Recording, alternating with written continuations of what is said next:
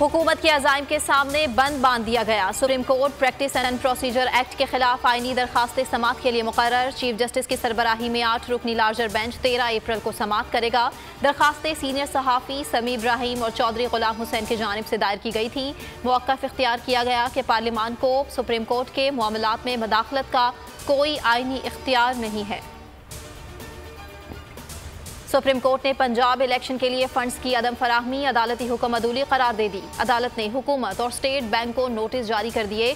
Governor state bank को वसाइल की तफसीलात साथ लाने और सेक्रेटरी खजाना को मुतल्लिका तफसीलात फराहम करने की हिदायत कर दी। नोटिस में कहा गया बताया जाए अदालती फैसले पर क्यों अमल नहीं किया। अदालती हुक्म अदूली के नताइज कानून में वाज़ेह हैं। अदालती हुक्म अदूली पर वज़ीर आज़म और काबीना नाअहल होगी। इलेक्शन होंगे या हुकूमत घर जाएगी। फवाद चौधरी कहते हैं कासिम सूरी की रूलिंग के फैसले पर तहफ़्फ़ुज़ात थे मगर अदालती फैसला तस्लीम किया। कराची के अवाम MQM के बिके वज़रा का एहतसाब करें। नई मरदमशुमारी में कराची की आबादी 20 लाख कम हो गई। कौमी असम्बली की 2 नशिस्तें कम हो जाएंगी।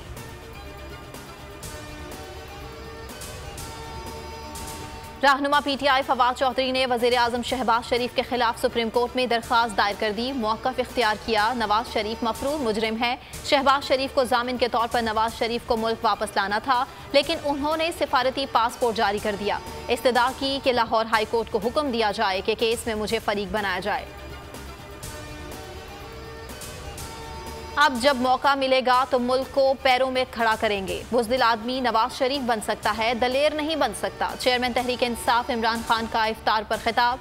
कहा गैरतमंद आदमी झूठ नहीं बोलता। इज्जत का ताल्लुक पैसों से नहीं सच्चाई और इंसाफ से होता है। जिस मुआशरे में इंसाफ होता है वहाँ कानून की हुक्मरानी होती है।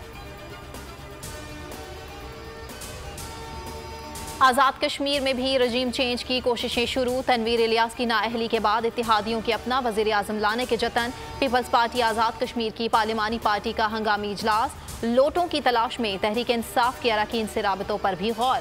PDM और पीपल्स पार्टी की आज़ाद कश्मीर में 20 नशिस्तें हैं। तहरीक इंसाफ के 32 अरकान हैं। बोल पर मजालिम का सिलसिला जारी। 2 रोज गुजर गए। मार्केटिंग हेड आकाश का कुछ पता न चल सका। अहले खाना पर एक पल क़यामत से भारी। अगवा के खिलाफ थाना दरख्शा में शिकायत।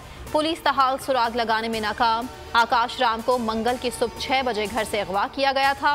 2 मुहाफिजों खानसामा और चौकीदार को साथ ले गए थे। बोल न्यूज़ पहले भी हेड ऑफिस के बाहर मशकूक गाड़ियों की सरगर्मियां रिपोर्ट कर चुका है। गाड़ियों के नंबर भी नोट किए जा चुके। आकाश को अगवा करने वाली गाड़ियां कहां गईं ये भी पता है। जो वक्त आएगा वो आवाम को बता दिया जाएगा। बोल की आवाम से दुआओं की अपील। सोशल मीडिया सारिफीन भी परेशान।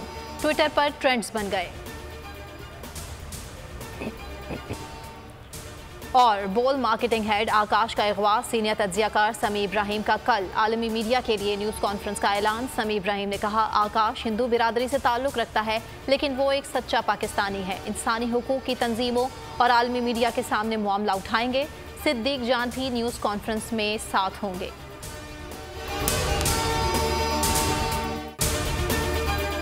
तो नजर आ रहा है सामने लिखा हुआ है जुल्म मिटने के लिए 2 चीजों से मिटेगा भाई। एक अदल की कुर्सी पे जो लोग बैठते हैं ना वो अदल के हिसाब से फैसले करने लगे। दूसरा कौम निकल खड़ी हो जुल्म के खिलाफ तो जुल्म खत्म हो जाएगा। या इन दोनों में से कोई एक चीज हो जाए या दोनों हो जाए। अगर 420 का मुकदमा था उस वक्त अदलिया में जो लोग बैठे हुए केस देख रहे थे वो पूछते ना यार चीट हुआ कौन है। जब उनको दिखता कोई चीट नहीं हुआ केस खत्म कर देते।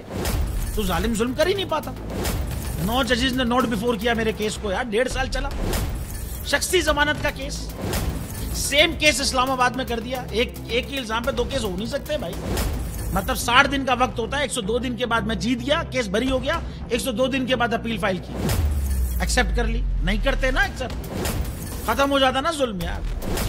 भरी अदालत में मुझे बरी कर दिया फिर पता नहीं क्या हुआ 2.5 घंटे बाद का नोट बिफोर। मैं नहीं सुनता ये केस।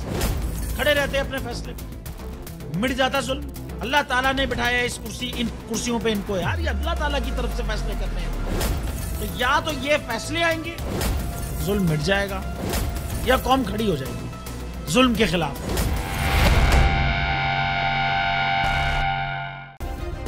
सब्सक्राइब करें और बेल दबाएं ताकि कोई खबर रह न जाए।